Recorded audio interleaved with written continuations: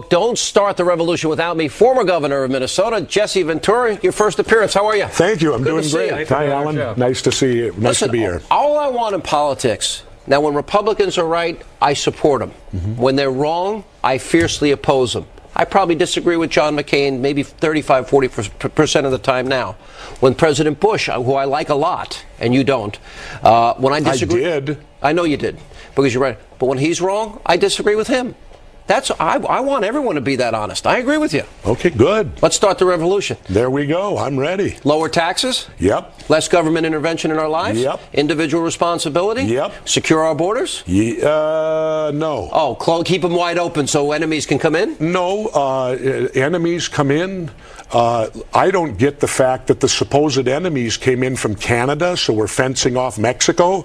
Well, don't our enemies... How do we manage that? Shouldn't we be fencing off Canada? Well, both. Both? Yeah. I don't want to live in East Berlin, Sean. I don't either. I don't want to live in East Berlin. But I don't want to live in a country where enemies can cross over at will either. I look at it this way. We're losing our rights because of the Patriot Act.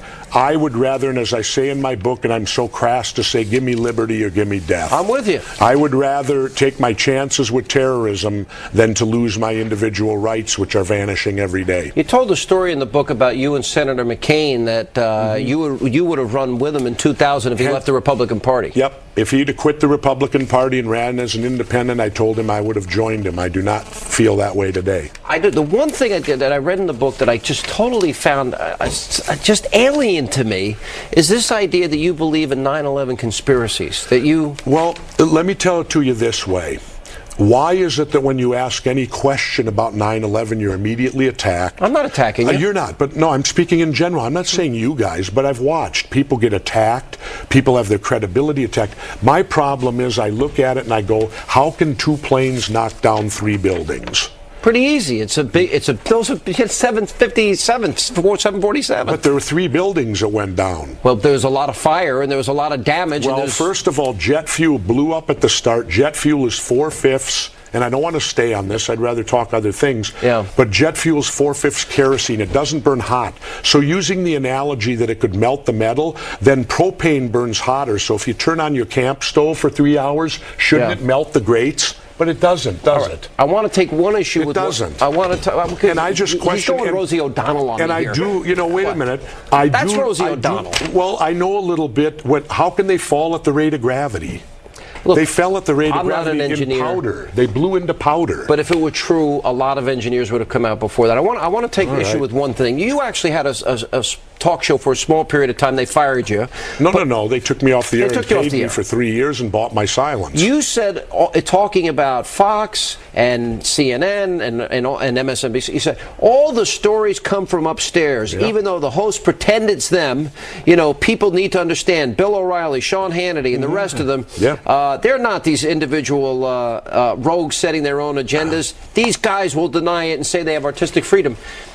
You're either going to call me a lot. I'm telling you. Wait a minute. So, in other words, you chose to talk about Anna Nicole Smith for a month and a half? No, well, we didn't talk about the news. Hold on. Let me follow up on this 9/11 thing for a second. Did the government know ahead of time? I don't know. I'm just simply questioning the fact that it doesn't add up to me. And I do know a little about demolition. I was a member of the underwater. But you intimated in the book that the government somehow knew where they had a tip-off, and that who do you think knew? I don't know. I really don't know, and I can't place blame, but I have a hard problem accepting the fact that never before in history has a steel-structured building fallen to the ground at the rate of gravity, and why would the main core beams not been intact? And I want to move on. How did they go down? There's a lot to cover here in the book. We have a moment left. Yep. Corporate America and religious fanatics have teamed up, and because of that, we're on the brink of fascism. We are in fascism, in my opinion. This is a fascist country. It's getting there, because if you look at what's happening right now, corporate America, I think, controls our government completely with our Democrats and Republicans. And you have, okay, let's look at the religion now. You got ministers coming out endorsing candidates. Well, at that point in time, shouldn't they lose their tax-free status? Because they're now a PAC. You want to take away the tax. Who do you like for president? None of the above. I wish that they would all offer on all local, statewide, national elections the none of the above. So, and you laugh, but I'll tell you why. Here's why. What that says is I'm here to participate, I'm here to vote, but it's a vote of no confidence. You have a scenario in your what book they're about offering. And I think that there's cases locally, nationally, and statewide where none of the above would win. The other night they took a poll, and 15,000 people, the question was asked at the start of Larry King, should Jesse Ventura be running for president? 88% said yes. You want to run? What does that tell you? You have a scenario in the book where you run. Yeah. Are you going to run? I can't get ballot access. If you could get me ballot access in all 50 states and allow me in the debates, I'd not only run, I'd win. Who would be your VP? Right now, I don't know. You have in the book Robert Sean. Robert Kennedy Jr.? Well, Robert Kennedy, I met him, and Robert agreed to that part of the book. He said I could do it, because I asked his permission to do that. So could there ever be a Ventura Kennedy ticket? If Robert what about Hannity? You pick me first. He wants someone a little more ideologically close to where he is, probably. I'll keep him steady and level and even. He needs help with that. We're going to put you a heartbeat away? Whoa. You wouldn't choose Hannity. But no, Robert Kennedy, I think if he would quit the Democrats and join me, could be very powerful. Hey, Jesse, best of luck with the book. Thank you. Appreciate it. Thanks, guys. Coming up, all right. A preview of a brand new segment that Sean will be doing this weekend.